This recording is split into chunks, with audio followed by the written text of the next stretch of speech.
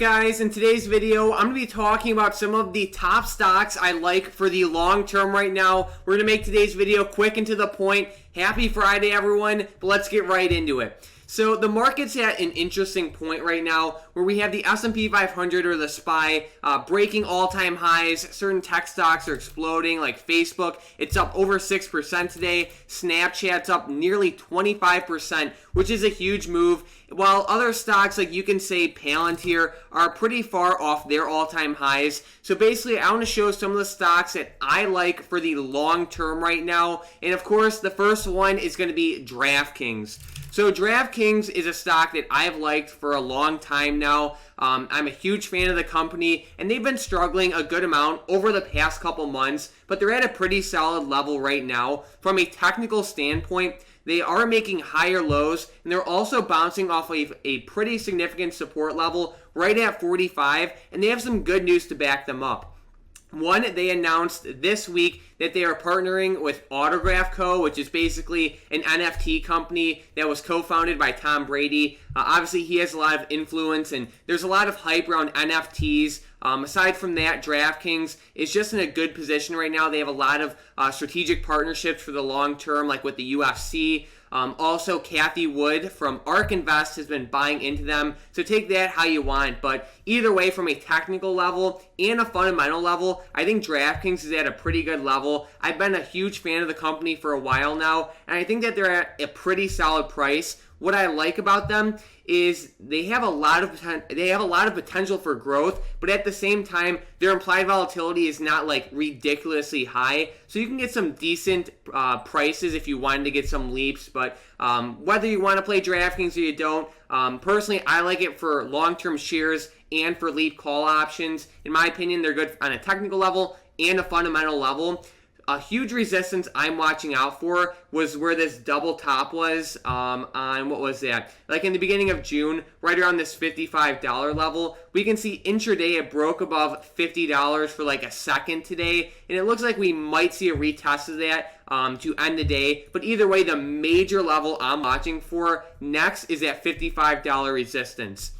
The next stock I want to talk about was NCLH, and I was really eyeing cruise lines and airlines for a potential dip buy, but I kind of like cruise lines better, mainly due to their risk to reward ratio. If we look at a stock like LUV, which is Southwest Airlines, they actually had a pretty big recovery over the past year. We can see in 2019 they were sitting right around this $58 level, and of course they fell because of everything that happened over the past year. But a couple months ago, they were actually trading at a higher valuation or higher levels than they were back in 2019. So to me, like I don't love the setup with airlines. I think it can pop, but I just like the risk-reward ratio with cruise lines better. So stocks like NCLH, CCL, and RCL, in my opinion, are at some pretty good levels. They're definitely speculative trades. They're definitely risky, but the risk-to-reward ratio, in my opinion, is worth it. So either way, I'm just really watching NCLH, maybe for some leaps, maybe for some shares. Ideally, I'd love to see NCLH retest that $23 level, and I'd probably grab some leaps and just hold them for the long term. Like I said, it will be risky, but in my opinion, it's worth the risk. But we'll see what happens. Let me know what you guys think about these cruise line stocks. I know that this new Delta variant can definitely hurt their business, but in my opinion, they're at some pretty good levels, and I'm thinking about pulling the trigger on it. I just want to see a retest of 23. Either way, DraftKings, I'm a huge fan of them. It's one of my highest conviction stocks right now. And then the next one is Boeing. We all know Boeing's a solid company. They do have earnings relatively soon. I'm also looking to dip buy this one. Most likely shares, though. They are less speculative than the cruise line plays. But at the same time, you probably won't get that same risk-reward ratio. So I'm really watching Boeing for a dip buy. They have not even gotten close to retesting their 2019 levels, right around, you could say, like 350 or so. Either way, they're a solid company. They've been slowly uptrending. They're making higher lows, and I'm really looking to dip buy this one. Like I said, most likely shares. we can see that it got close to that $200 support, which was huge. It didn't quite retest it. We did retest that 210 level, but either way, it's definitely on my radar. Resistance to watch out for is that $240 level. It's going to be a pretty strong resistance, but they're a solid stock, and they should retest it pretty soon. The next one is Penn, P-E-N-N. This company, in certain ways, reminds me of the Zoom setup I took advantage of in the middle of May. Basically, Zoom stock was, in my opinion, way oversold, and I bought Zoom Leaps right on May 13th, which ended up being the low. Of course, no one can catch the low every time, but I got lucky, and it ended up popping up, and I sold out like 2 or 3 weeks ago, which was awesome.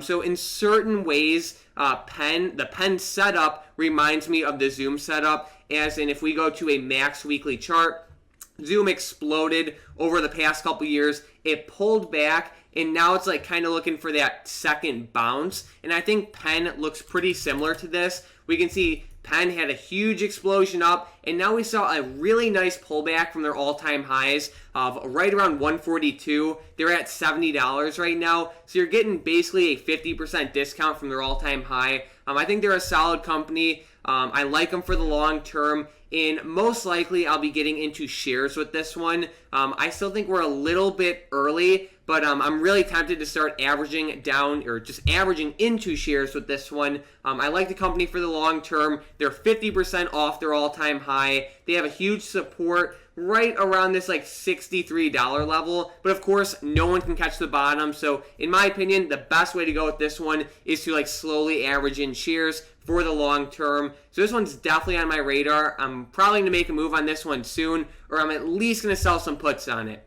And then with the next one, we have CRSR, Corsair. There's been a lot of good things with this one come out lately. I think that they're at a pretty good level. I love their industry. I love what they do for the long term. They're a solid company, and they've just been really stagnant lately. Obviously, Corsair Gaming has to do with like gaming parts and computer parts and hardware and a bunch of stuff like that. They have a lot of different aspects to their business. However, I think that industry, the gaming industry, will grow a lot over the next couple years. I think Corsair is in a pretty solid position. Their earnings were pretty decent last quarter. I like them as a company, and I also like the levels that they're currently at.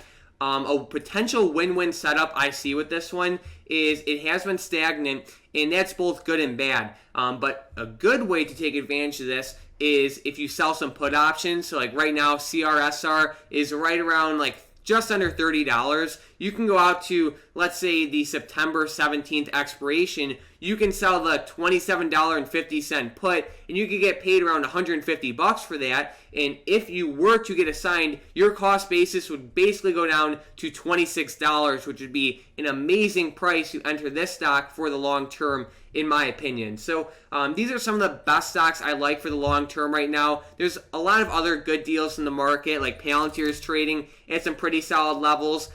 I still think Zoom is at a good level for the long term right now, and I bet that they will continue up. But these are just some stocks that are a good percentage off their all-time high. And instead of buying into stocks like Apple or Facebook or Snap when they're breaking their all-time highs and up 25% on the day, I just think it would be smarter to average into quality companies while they're still relatively low. NCLH or just other cruise lines fits that criteria for me. Boeing's a solid company. It's also down a good amount from its all-time high. DraftKings, same thing. Penn and Corsair. So I hope this video helped you. I hope you enjoy your weekend. If it did, I'd really appreciate it if you could leave a comment down below. It really helps me out. But other than that, thanks for watching.